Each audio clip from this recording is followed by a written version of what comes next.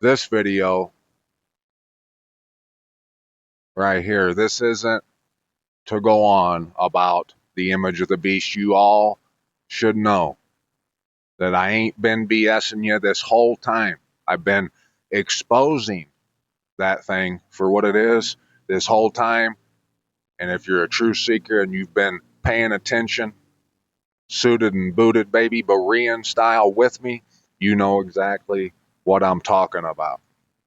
But this video is to give all esteem to my mighty, most high Abba Yahuwah.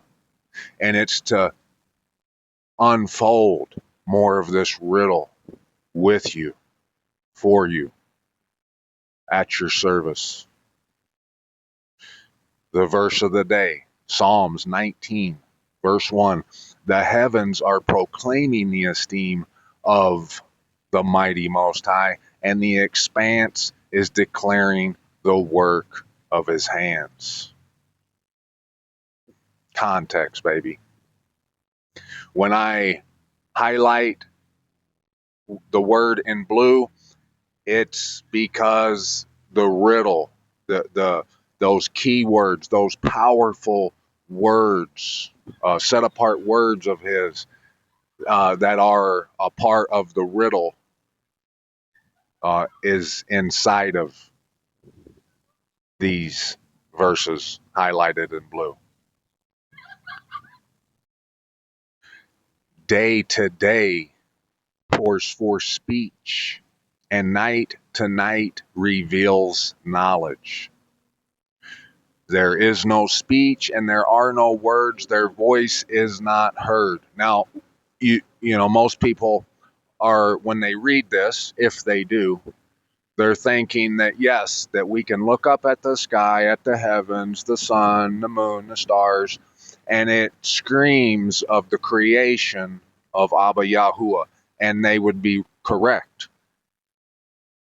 But what most don't understand is that this is a riddle, and this is telling you what you need to do. So hopefully you've came suited and booted, and you've turned your eyes and ears on. And this chapter right here, it goes hand in hand with Enoch, what I've told you about Enoch. Enoch, in the beginning, it talks about the sun, the stars. The stars are imprisoned because they failed to come out and follow their course. That's what this is going to. Uh, that's what this is going to be uh, pointing out. But it's he mentions the sun here and the sky and all that. But what he's getting at is for you to follow your course, literally. Their line has gone out through all the earth, and their words to the end of the world. In them he set up a tent for the sun. And it is like a bridegroom coming out of his room. It rejoices like a strong man to run the path. Verse 5 right there. This is part of that riddle that you need to understand. He's talking about the sun, but the reason he describes it the way he does here in verse 5 is to let you know. I've been telling you, we've been seeing the strength is when you come in to the set apart place and you rejoice. If you come in rejoicing because you know where you're going, you know who it is you're going to dwell in the midst of, you are a strong man running the path.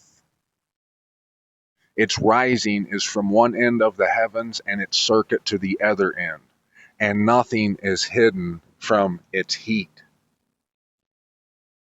The Torah of Yahuwah is perfect, bringing back the being. See, I ain't been lying to you. I know I'm not the greatest at uh, expressing what I see in this word. I fumble around and stutter, and I don't get to the point, but that's neither here nor there. The message, what would the Lamb do, that I've been sharing right here with you, is all you need to think about.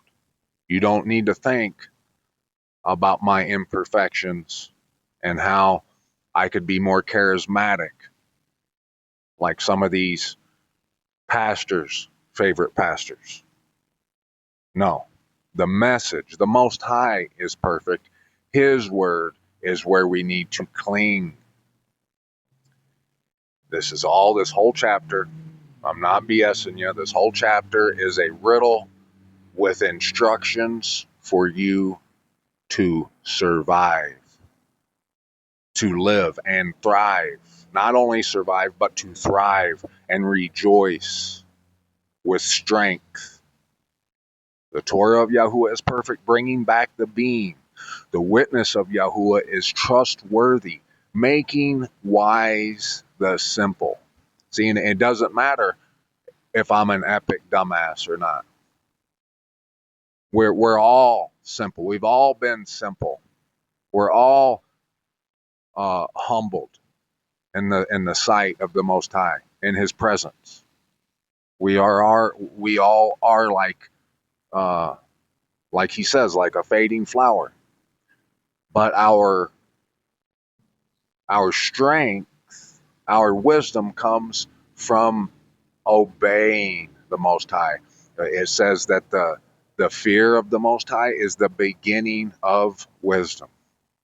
If you have anything to do with Babylon, these holidays, these names of blasphemy, the image of the beast, if you don't care about Mount Zion, you know what that means?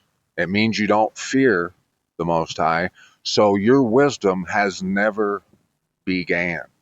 You have never been wise. The fear of the Most High is the beginning. You have no wisdom until you begin to fear Yahuwah. This course, this path that we run, that we find our strength on, is what makes us wise.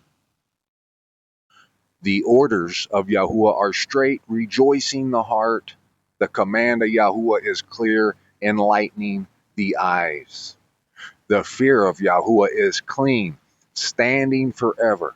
The right rulings of Yahuwah are true. They are righteous altogether. More desirable than gold, than much fine gold. All the Benjamins, baby, and the cars and the clothes have nothing on what I'm reading to you right now, what I'm sharing with you. Like I said, at your service, baby. And sweeter than honey and the honeycomb.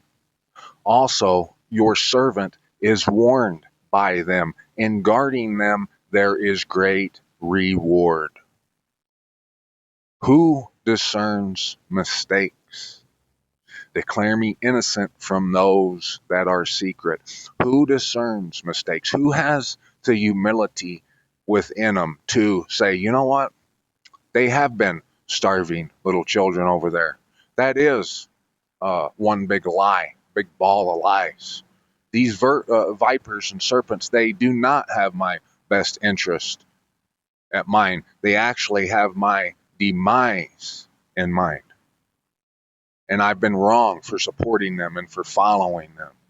I've been wrong for using names of blasphemy, celebrating Babylonian holidays, not caring about Mount Zion. I've been wrong for thinking that I can stay in Chattanooga, Tennessee or Madison, Wisconsin and enter into the rain when I ain't got enough childlike faith to go enter into it with my own 2 feet.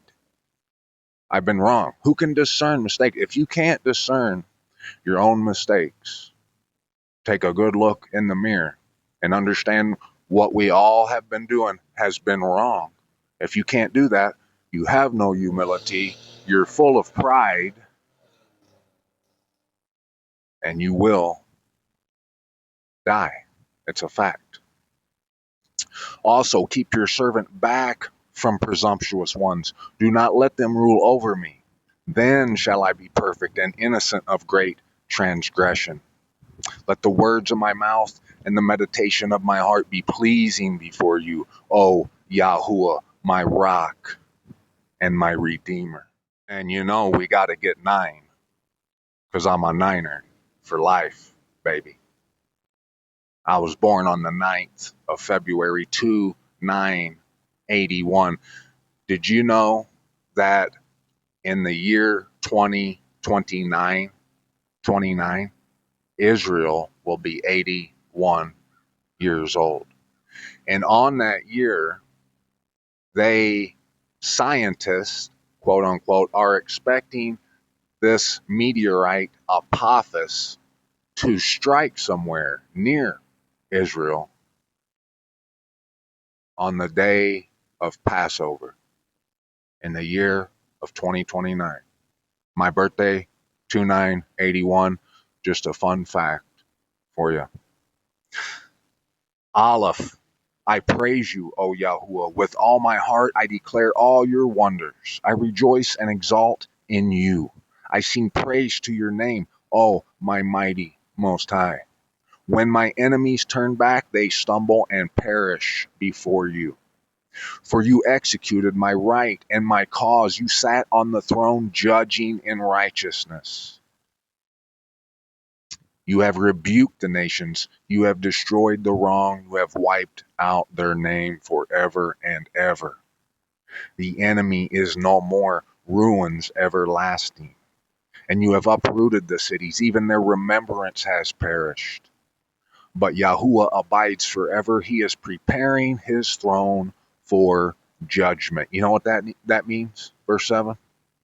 That means that what he showed us all through the word, all through the prophets, all through the Psalms, all through Proverbs, Revelations, and every word the Messiah spoke.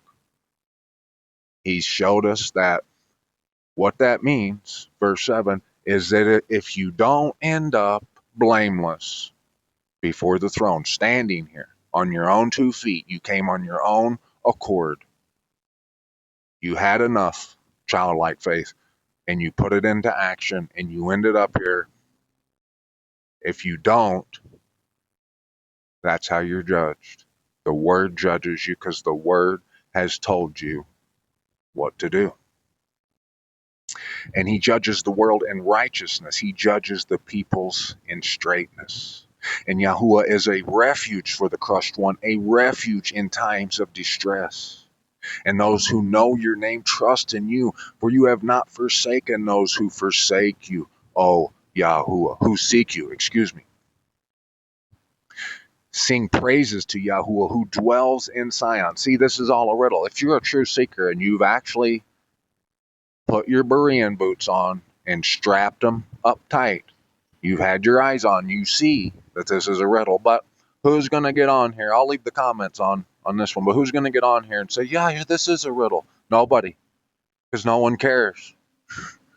Nobody cares about this riddle. But guess what? At your service, Abba. Sing praises to Yahuwah who dwells in Zion, declare his deeds among the peoples.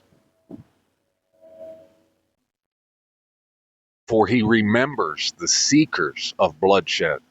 He does not forget the cry of the afflicted.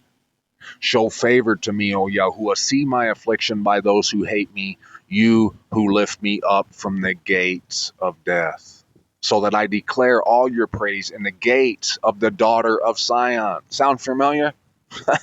I rejoice in your deliverance. Does it sound familiar to you, true seeker? I don't know. Maybe you ain't been paying attention. Maybe you don't have a clue of what I'm talking about. Well, that's too bad. Better get you some of this all-esteem Mufasa saga. The nations have sunk down in the pit which they made, in the net which they hid. Their own foot is caught. Remember, the gray ones are mentioning the image of the beast, the abomination that lays waste, Israel. That's why that last part says their own foot is caught. Foot, key word. It's caught. They just can't drop her down into low and stomp its guts out to get to the real Mount Zion. Yahuwah has made himself known. He has done right ruling. The wrong is snared in the work of his own hands. Meditate on that, my friend. The wrong return to Sheol, all the nations that forget the mighty Most High. For the needy is not always forgotten, neither the expectancy of the poor lost forever. Arise, O Yahuwah, do not let man prevail. Let the nations be judged before your face. Put them in fear, O Yahuwah. Let the nations know they are but men. Salah. All honor, all praise, all glory, and all esteem to Abba, Yah.